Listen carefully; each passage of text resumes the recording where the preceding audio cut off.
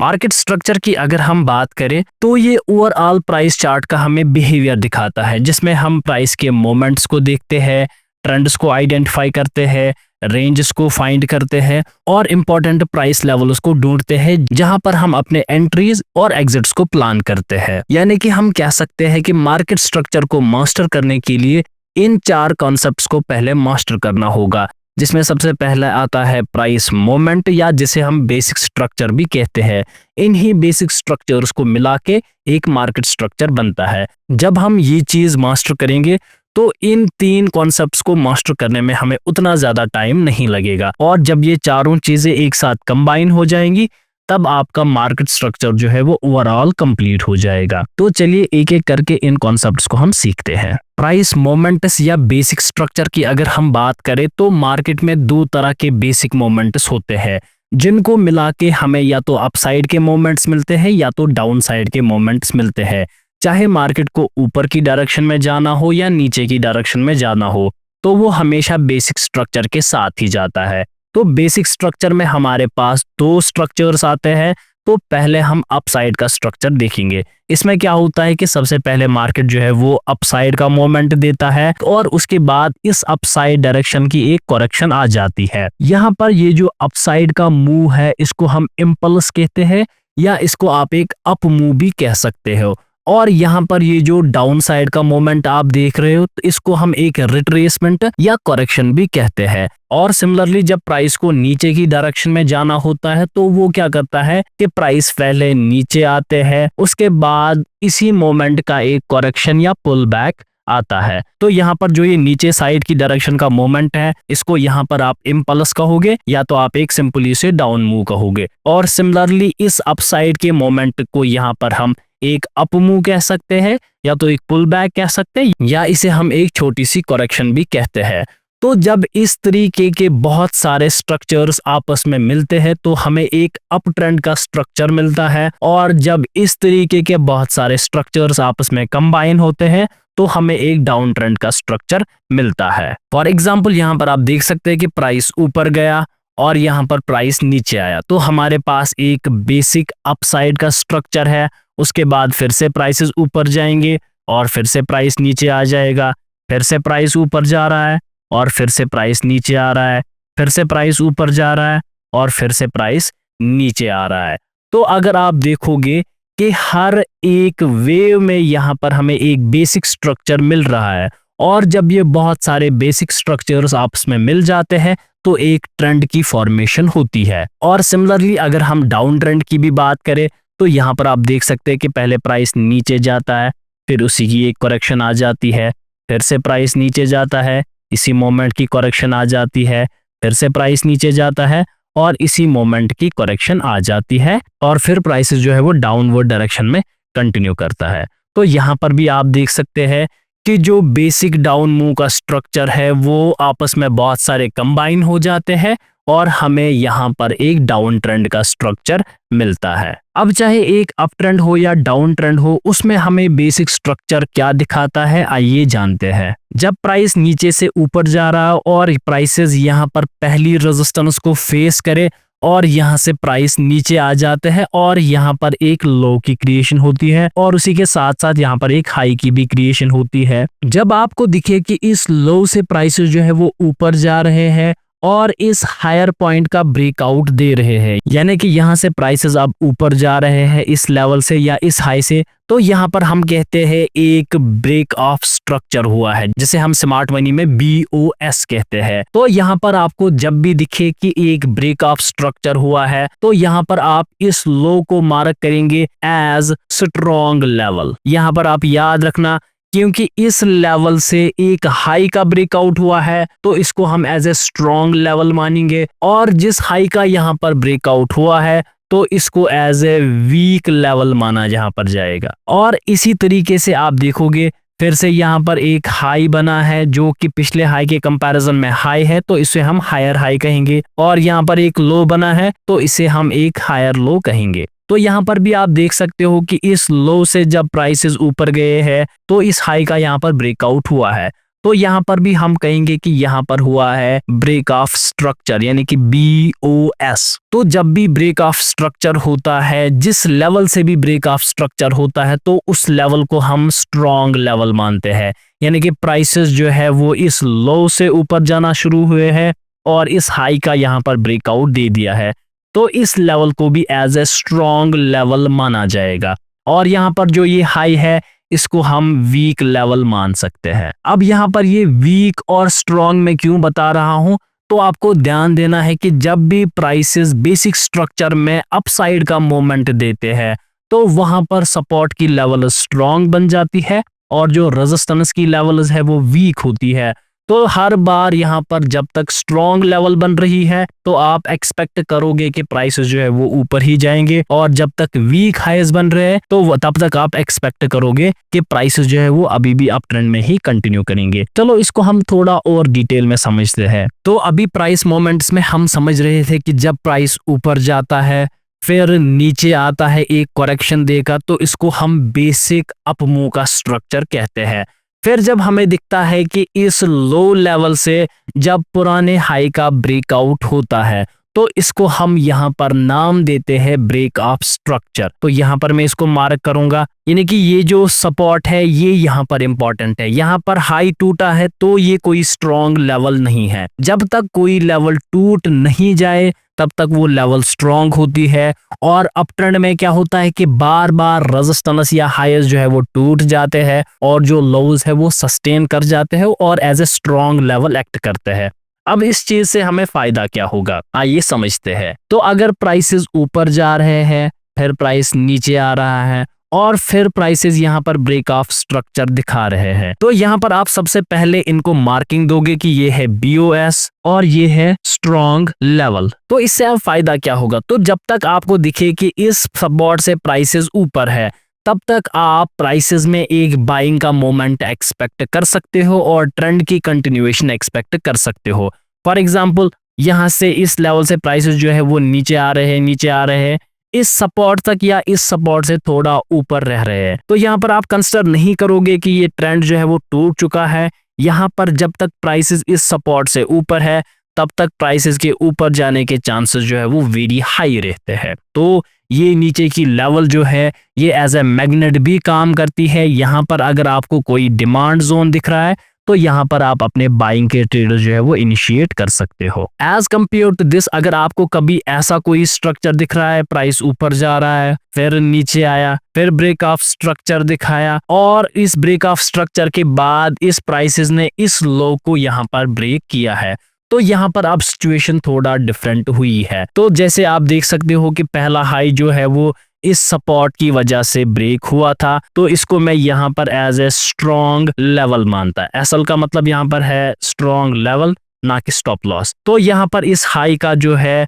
Break of structure हुआ था, मतलब इस हाई को मैं कहूंगा वीक हाई और नीचे की लेवल है स्ट्रॉन्ग लेवल, क्योंकि यहाँ से इस हाई का ब्रेकआउट हुआ है। अब ऊपर आप देखो, जब प्राइसेस यहाँ पर इस हाई पे पहुंचे, तो इस हाई से जब प्राइसेस नीचे आए, तो इसने इस स्ट्रॉन्ग लेवल को तोड़ दिया नीचे की तरफ। अब यहाँ पर क्या हुआ है कि ये स्ट्रॉन्ग लेवल अब स्ट्रॉन्ग लेवल नहीं रही है। अब जब इस हाई ने इस स्ट्रॉन्ग लेवल को तोड़ दिया है, तो अब ये हाई बन जाती है एक स्ट्रॉन्ग लेवल, जिसे हम कहेंगे स्ट्रॉन्ग हाई। तो स्ट्रॉन्ग हाई की वजह से आपको हमेशा याद रखना है कि स्ट्रॉन्ग हाई से सेलिंग आ जाती है और स्ट्रॉन्ग सपोर्ट से हमेशा बाइंग आती है। तो ये अभी मैं कुछ बेसिक में समझा रहा हूँ कि इंपॉर्टेंट लेवल्स क्या होती है। हालांकि जैसे जैसे हम वीडियो में आगे बढ़ेंगे तो ये चीजें और ज्यादा कंफर्म हो जाएंगी और आप इन पे इजीली ट्रेड कर पाओगे। अगर हम इसी चीज को और एक एग्जांपल के साथ समझे, प्राइस ऊपर जा रहा है, प्राइस नीचे आया, प्राइस फिर से ऊपर जा रहा है, प्राइस नीचे आया, प्राइस फिर से ऊपर जा रहा है और इसके बाद प्राइस नीचे आया, फिर ऊपर गया, फिर नीचे आया, फिर ऊपर गया और फिर नीचे आ गया, फिर ऊपर आया और फिर नीचे आया। अब इसी चीज को यहाँ पर मैं थोड़ा बहुत कॉम्प्लिकेट कर रहा हूँ ताकि आपको ये ब्रेक ऑफ स्ट्रक्चर और स्ट्रॉन्ग और वीक लेवल्स जो है वो इजीली आइडेंटिफाई हो जाए और आपको ये मास्टर हो जाए। तो सबसे पहले प्राइस ऊपर गया है और यहाँ पर मैं इस हाई के सामने एक लेवल को मार्क करूंगा और इस हाई का यहाँ पर ब्रेक ऑफ स्ट्रक्चर हुआ है। और जैसे ही इस हाई का यहाँ पर ब्रेक ऑफ स्ट्रक्चर हुआ है, इसको हम नाम देंगे यहाँ पर WL यानी कि वीक लेवल। और ये सपोर्ट जो है इससे यहाँ पर ऊपर ब्रेक ऑफ स्ट्रक्चर हुआ है तो इसको हम नाम देंगे स्ट्रॉन्ग लेवल। और उसके बाद आप देख सकते हो कि फिर से एक हाई बना है, फिर से एक लो बना है और इस लो ने इस हाई का यहाँ पर ब्रेकआउट किया है। तो यहाँ पर मैं इसका नाम दूंगा BOS ब्रेक ऑफ स्ट्रक्चर। और ये लेवल अब स्ट्रॉन्ग लेवल है और ये जो है ये वीक लेवल है क्योंकि ये टूट चुकी है। सिंपली जो लेवल टूट जाती है वो वीक होती है, जो लेवल सस्टेन कर जाती है वो स्ट्रॉन्ग होती है। और स्ट्रॉन्ग लेवल जब सपोर्ट हो तो बाइंग आती है और सिमिलरली जब रेजिस्टेंस एक स्ट्रॉन्ग लेवल हो तो सेलिंग आने के बहुत ज्यादा चांसेस होते हैं। इसके बाद आप देख सकते हो फिर से यहाँ पर प्राइसेस जो है वो ऊपर गए हैं और यहाँ पर एक लो की क्रिएशन हुई है। और जब इस लो से प्राइसेस ऊपर गए हैं तो आप देख सकते हो कि इसने इस हाई का ब्रेकआउट नहीं दिया है। अब देखो कि यहाँ पर ये हाई है और इस लो से जब प्राइस ऊपर गया है तो इसने इस लेवल का ब्रेकआउट नहीं किया है। तो यहाँ पर आपको मार्क करना है कि इस लेवल से किसी ऊपर वाली लेवल का ब्रेकआउट नहीं हुआ है तो यहाँ पर इसको एज ए वीक लेवल माना जाएगा। तो जब सपोर्ट वीक होने लग जाए तो आपको समझ जाना है कि एक ट्रेंड रिवर्सल होने वाला है या तो एक रेंज बाउंड मार्केट आने वाला है। तो इसके बाद आप देख सकते हैं कि यहाँ पर एक हाई की क्रिएशन हुई है और उसके बाद प्राइसेस नीचे आए हैं, फिर से एक यहाँ पर लेवल बनी है, फिर से प्राइसेस ऊपर गए है। अब देखो मेजर स्ट्रक्चर यहाँ पर ये है और ये है और ये दोनों लेवल जो है वो इन दो स्ट्रक्चर्स के बीच में बन रहे हैं। तो आप चाहे तो इनको भी मार्किंग कर सकते हैं वीक और स्ट्रॉन्ग, लेकिन मोस्टली मैं सजेस्ट करूंगा जब एक मोमेंट के दरमियान अनदर मोमेंट बन जाए तो उसको उतना ज्यादा प्रेफरेंस नहीं देना चाहिए और उसकी मार्किंग भी नहीं करनी चाहिए। तो समझाने के पर्पज से मैं यहाँ पर थोड़ा लिख देता हूँ कि जैसे ही यहाँ से प्राइसेस नीचे आए हैं तो यहाँ पर एक सपोर्ट बना है, फिर से सपोर्ट से प्राइसेस जो है वो ऊपर गए हैं। हालांकि इसने इस लेवल का जो है वो यहाँ पर ब्रेक ऑफ स्ट्रक्चर किया है लेकिन जो हमारी मेजर ऊपर की लेवल है इसको तोड़ नहीं पाया है। तो यहाँ पर आप फिर से कंफर्मेशन हमें मिल रही है कि ये जो लेवल है ये एक स्ट्रॉन्ग लेवल है। उसके बाद फिर से आप प्राइसेस नीचे आ रहे हैं और जब ये प्राइसेस नीचे आए हैं इसने इस लेवल को भी नीचे की तरफ तोड़ा है और इस लेवल को भी नीचे की तरफ तोड़ा है। यानी कि हम कह सकते हैं कि अब ये वाला जो रेजिस्टेंस है ये भी अब एज ए स्ट्रॉन्ग लेवल यहाँ पर एक्ट कर रही है। अब जब हमारे पास ऊपर दो स्ट्रॉन्ग लेवल्स आ रही है जो कि रेजिस्टेंस की लेवल्स है तो आपको समझ जाना है कि एक ट्रेंड रिवर्स हो रहा है और अब मुझे मार्केट में सेलिंग की अपॉर्चुनिटीज ढूंढनी है। अब उसके बाद क्या हुआ, प्राइसेस नीचे आए, फिर से प्राइस ऊपर आया, यानी कि यहाँ पर ये एक सपोर्ट बना और इस सपोर्ट के बाद जैसे यहाँ पर एक हाई बना तो ये सपोर्ट जो है यहाँ पर टूट चुका है। यानी कि फिर से हमें एक यहाँ पर स्ट्रॉन्ग लेवल मिल रही है। फिलहाल मैं आपको बस चार्ट को रीड करना सिखा रहा हूँ कि हम स्ट्रॉन्ग लेवल्स और वीक लेवल्स को मार्क कैसे करते हैं। यहाँ पर मैं अभी एंट्री और एग्जिट्स की बात नहीं कर रहा हूँ, आपको ट्रेड कहाँ पर लेना है उसकी बात नहीं कर रहा हूँ। फिलहाल बस आपको चार्ट को समझना है। तो यहाँ पर भी आप देख सकते हैं कि एक ब्रेक ऑफ स्ट्रक्चर यहाँ पर भी हुआ है। तो जो डाउन साइड का ब्रेक ऑफ स्ट्रक्चर है अभी आपको वो मैंने नहीं समझाया है, बस आपको क्या करना है जो कि ये अप साइड का है इसी को रिवर्स करके जो है वो नीचे साइड का भी ब्रेक ऑफ स्ट्रक्चर बनता है। चलो हम वो भी देखते हैं। फॉर एग्जाम्पल प्राइस नीचे आया है, फिर प्राइस ऊपर गया और उसके बाद प्राइस ने इस लोअर लेवल को यहाँ पर तोड़ दिया। तो यहाँ पर मुझे मार्किंग करनी होगी तो यहाँ पर मैं इस सपोर्ट को मार्क कर सकता हूँ और आप देख सकते हैं कि जैसे ही लो बना उसके बाद प्राइस ऊपर गया तो यहाँ पर एक हाई बना और इस हाई की वजह से इस लोअर लेवल जो है वो ये टूट चुकी है। तो इस हायर लेवल को यहाँ पर मैं as a strong level mark करूंगा और जो सपोर्ट टूटा है इसको as a weak level mark करूंगा। तो स्ट्रॉन्ग लेवल का काम क्या होता है, अगर स्ट्रॉन्ग लेवल के पास प्राइसेस आ रहे हैं तो यहाँ से रिजेक्शन होने के चांसेस बहुत ज्यादा है। और दूसरी एक सीक्रेट टिप मैं यहाँ पर आपको दूंगा, फॉर एग्जाम्पल यहाँ से अब एक बाइंग आ भी रही है तो आपको मैक्सिमम एक्सपेक्ट करना है कि इस स्ट्रॉन्ग लेवल तक बाइंग आ सकती है और यहाँ से फिर से एक सेलिंग कंटिन्यू हो सकती है। अब देखो स्ट्रॉन्ग लेवल से ज्यादा सेलिंग आएगी और यहाँ से अगर बाइंग आनी भी होगी तो वो सिर्फ इस लेवल तक आ सकती है मोस्ट केसेस में।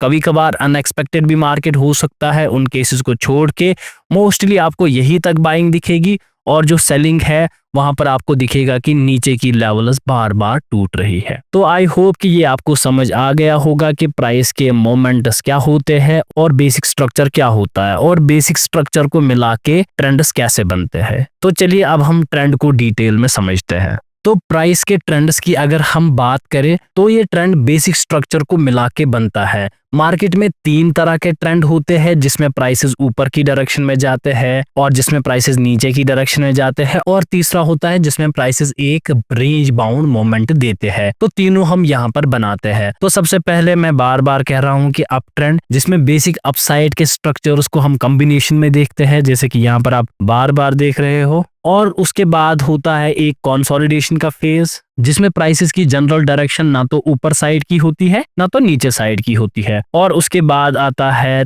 तीसरा ट्रेंड, जिसे हम कहते हैं डाउन ट्रेंड। और हर ट्रेंड का एक कैरेक्टरिस्टिक होता है, जैसे कि यहाँ पर मैंने आपको ब्रेक ऑफ स्ट्रक्चर दिखाया, रीड कैसे करते हैं, स्ट्रेंथ वीकनेस और लेवल्स को कैसे आइडेंटिफाई करते हैं। उसके बगैर इसके कुछ बेसिक से रूल्स होते हैं, जैसे कि अप ट्रेंड में यहाँ पर हमें हायर हाईज बनते हैं, जैसे कि ये हाई है उसके बाद ये हाई है, जो अगला हाई है वो पिछले हाई के कंपैरिजन में हायर हाई है। तो ये अप ट्रेंड की एक बेसिक प्रॉपर्टी है और उसी के साथ यहाँ पर हायर लोज की क्रिएशन होती है। ये हायर लो है और यहाँ पर हायर हाई है, हायर लो है। और कंसोलिडेशन में यहाँ पर हम एक रेंज को मार्क करते हैं, जैसे कि ये अपसाइड की रेंज है और ये डाउन साइड की है, और इसी के बीच में जो प्राइसेस है वो मोमेंट देते रहते हैं। और इसी तरीके से थर्ड ट्रेंड आता है, जिसे हम कहते हैं डाउनवर्ड ट्रेंड। यहाँ पर क्या होता है, ये हाई है उसके बाद लोअर हाई बनता है, यानी कि हाई उसके बाद लोअर हाई। और यहाँ पर अगर हम लोज की बात करें तो यहाँ पर आप देख सकते हैं लो, लोअर लो और फिर से लोअर लो, और हाईज भी होते हैं लोअर हाईज। तो ये एक ट्रेंड की बेसिक प्रॉपर्टी है। अब इसको ट्रेड कैसे करते हैं, स्विंग्स को आइडेंटिफाई कैसे करते हैं, या इन स्ट्रक्चर्स को आइडेंटिफाई कैसे करते हैं। तो यहाँ पर मैंने वर्ड किया यूज स्विंग, चाहे आप इस मोमेंट को या इस मोमेंट को स्ट्रक्चर बोलो या स्विंग बोलो, तो दोनों ही वैलिड है। तो अगर हमें चार्ट पे इन सब चीजों को मार्क करना होगा तो हम कैसे देखते हैं, तो हम यहाँ से स्टार्ट करते हैं।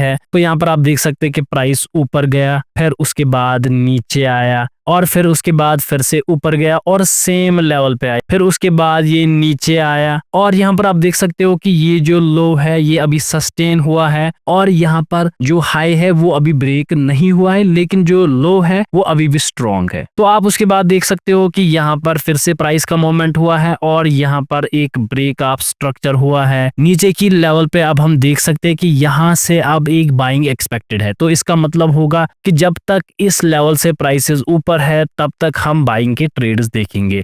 तो उसके बाद अब देखो प्राइस नीचे आया, फिर से यहाँ पर एक ब्रेक ऑफ स्ट्रक्चर हुआ और यहाँ पर एक स्ट्रॉन्ग लो की क्रिएशन हुई है, और उसके बाद प्राइस फिर से ऊपर गया, फिर नीचे आया, फिर से ऊपर गया, फिर नीचे आया। तो यहाँ पर आप देख सकते हो कि ब्रेक ऑफ स्ट्रक्चर हुआ था, ठीक है।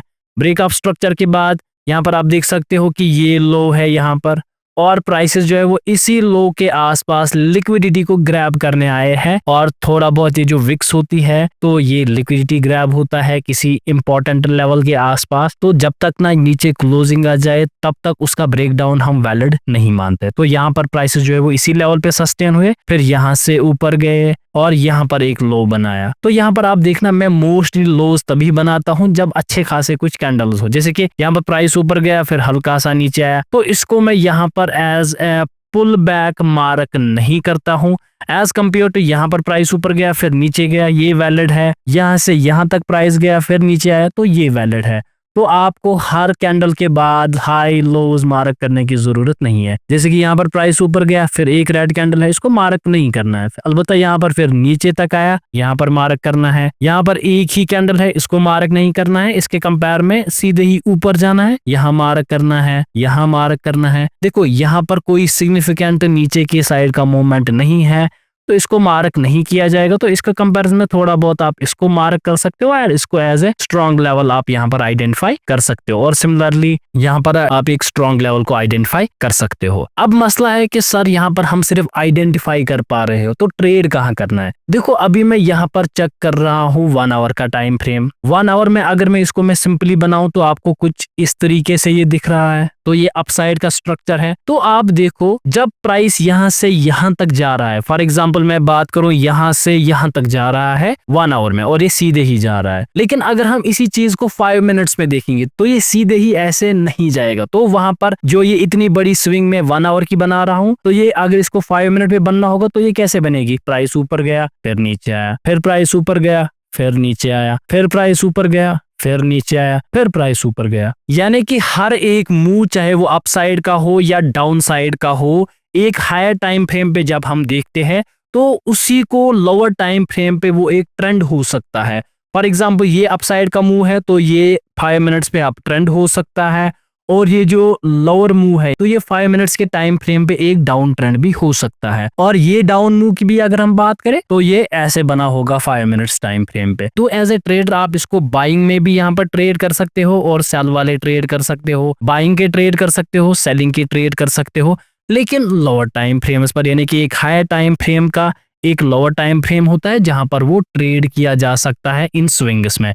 जैसे कि ये डायरेक्ट स्विंग है एक, फॉर एग्जांपल मैं मान लेता हूं 4 आवर की, तो इस स्विंग को ट्रेड करने के लिए आपको 1 आवर में आना है, तो वहां पर आपको कुछ ये इस तरीके से दिखेगा। सिमिलरली अगर ये 1 आवर का है तो 5 मिनट्स में आपको कुछ ये इस तरीके से दिखेगा। तो सिंपल सी बात है, इस तरीके से आप डिफरेंट ट्रेंड्स को डिफरेंट टाइम फ्रेम्स पे ट्रेड कर सकते हो। तो जो मोमेंट्स यहाँ पर आपको हायर टाइम फ्रेम्स पे मिलेंगे वो ज्यादा वैलिड होता है as compare to lower time frames. अब इन्हीं स्ट्रक्चर्स में हम बात करते हैं ट्रेंड कंटिन्यूएशन और ट्रेंड रिवर्सल की। प्राइस ऊपर जा रहा है नीचे आया, प्राइस ऊपर जा रहा है नीचे आया, प्राइस ऊपर जा रहा है नीचे आया। अब यहाँ पर ध्यान देना, अब ये अप ट्रेंड तब तक सस्टेन कर रहा है जब तक ये लेवल स्ट्रांग है, ये लेवल स्ट्रांग है।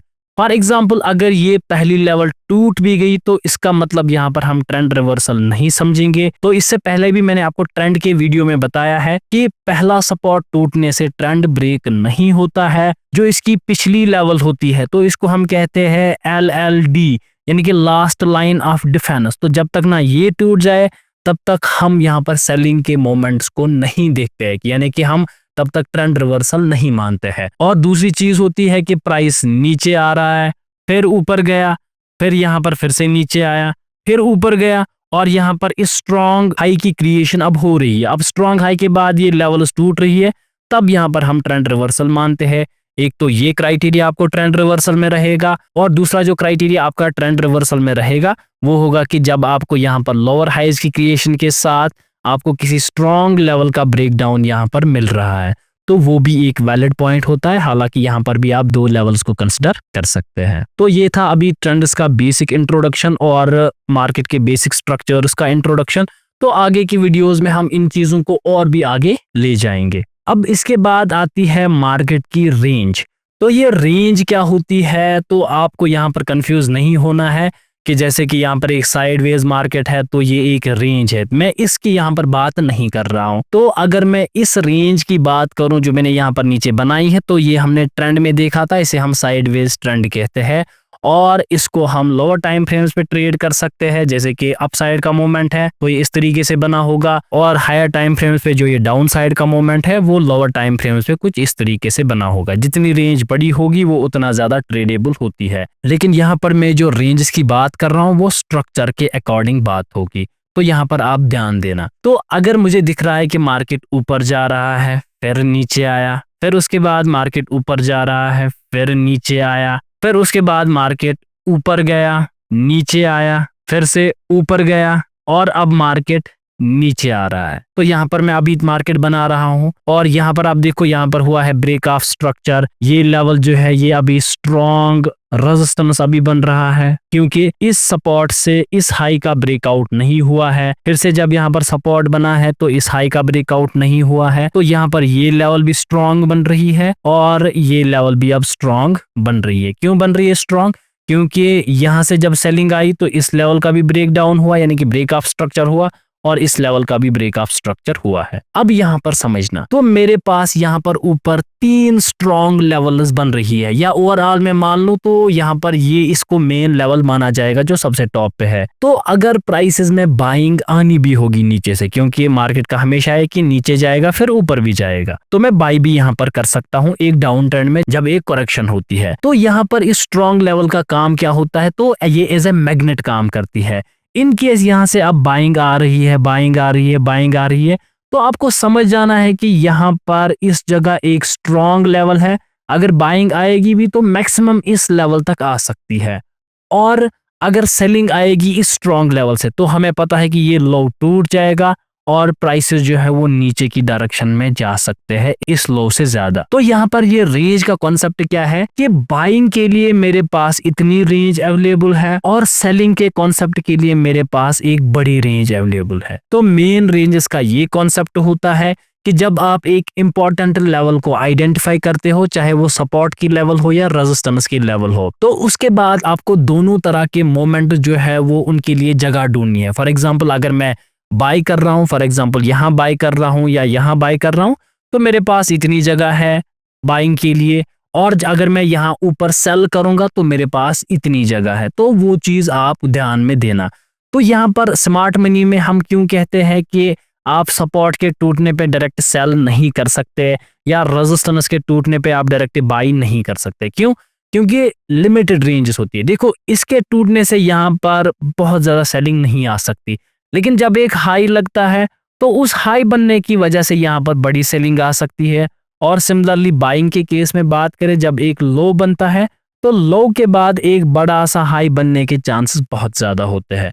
तो अब देखो, ये बड़े मोमेंट्स होते हैं एज कम्पेयर टू अगर हम रेजिस्टेंस ब्रेकआउट की बात करें तो ये इतने बड़े मोमेंट्स होते हैं, और मोस्ट ऑफ द टाइम्स ये इससे छोटे हो सकते हैं। तो हमेशा आपको कोशिश करनी चाहिए कि आप इंपॉर्टेंट लेवल के लिए जाओ मार्केट स्ट्रक्चर के अकॉर्डिंग, और आप एक रेंज को आइडेंटिफाई करो बाइंग के लिए और सेलिंग के लिए। अब इसके बाद मार्केट स्ट्रक्चर का सबसे लास्ट कंसेप्ट आता है की प्राइस लेवल्स। हालांकि की प्राइस लेवल्स की बात हमने थ्रू आउट द वीडियो की है, लेकिन यहाँ पर हम इसको और ज्यादा डिटेल में समझेंगे। तो यहाँ पर आप देख सकते हैं कि प्राइस ऊपर जा रहा है, फिर नीचे आया और एक बेसिक स्ट्रक्चर बनाया। मैं बार बार रिपीट इसलिए कर रहा हूँ ताकि आपको याद रहे। फिर यहाँ पर हाई टूट गया तो यहाँ पर एक ब्रेक ऑफ स्ट्रक्चर हुआ, प्राइस नीचे आया, फिर से यहाँ पर ब्रेक ऑफ स्ट्रक्चर हुआ और प्राइस अभी यहाँ पर है। तो यहाँ पर मैं इसको अभी रोक रहा हूँ।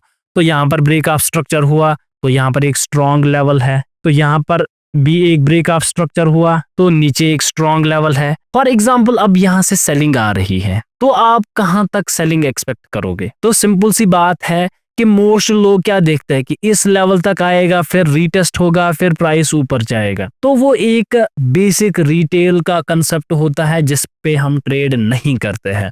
तो यहाँ पर आपको ध्यान देनी है, अगर सेलिंग आएगी भी तो मोस्ट प्रोबेबली जो है वो इस लेवल के ऊपर ही रहेंगे प्राइसेस। लेकिन अगर प्राइसेस में कुछ ज्यादा ही एग्रेसिव सेल आ गया तो वो यहाँ तक आ सकते हैं, और अगर बहुत ही ज्यादा सेलिंग आ गई तो वो मैक्सिमम यहाँ तक आ सकता है। लेकिन अगर इसके बाद गई तो हम इसको एक ट्रेंड रिवर्सल मानते हैं और हम प्राइमरी ट्रेंड को फिर अवॉइड करते हैं और अगले ट्रेंड में हम ट्रेड करते हैं, जो कि अब हमारे लिए सेलिंग का ट्रेंड होगा। तो यहाँ पर आपको ध्यान देना है कि जब यहाँ पर एक स्ट्रॉन्ग लेवल हो और इसके नीचे एक स्ट्रॉन्ग लेवल हो, जो इन दो स्ट्रॉन्ग लेवल्स के दरमियान का जोन होता है, यहाँ पर प्राइसेस ज्यादातर नहीं आते हैं।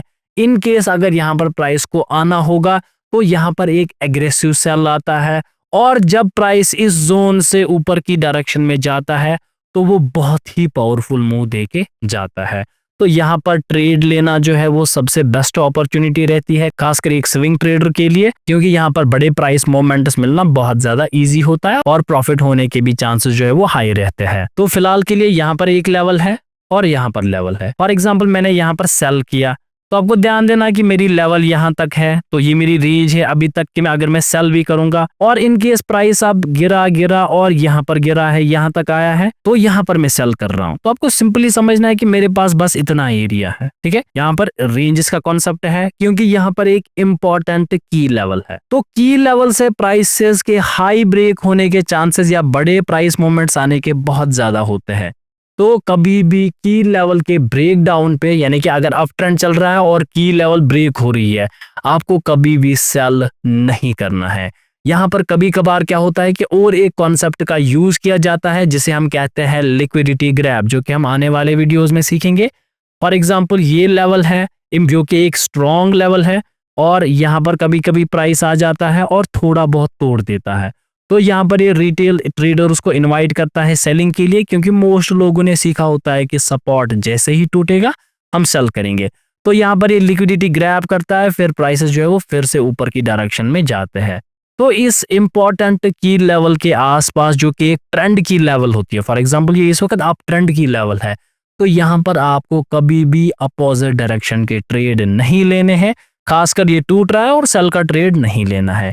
सबसे खतरनाक स्ट्रैटेजी जो मुझे लगती है वो होता है जब किसी इंपॉर्टेंट की लेवल का ब्रेकडाउन होता है और वो लिक्विडिटी ग्रैब करता है, थोड़ा ही नीचे आ गया तो आपको नीचे ही बाय करना चाहिए। जो भी आपको एक स्ट्रॉन्ग ग्रीन कैंडल दिखे, या तो जो ये इंपॉर्टेंट लेवल है इस पे जैसे ही प्राइस आ जाए और ब्रेकआउट दे दे तब आप बाई कर सकते हो। तो यहाँ पर भी आपको बड़े प्राइस मोमेंट्स मिल सकते हैं। तो ये था आज का इस ओवरऑल प्राइस स्ट्रक्चर के रिलेटेड या मार्केट स्ट्रक्चर के रिलेटेड, जो कि एक बेसिक कॉन्सेप्ट था।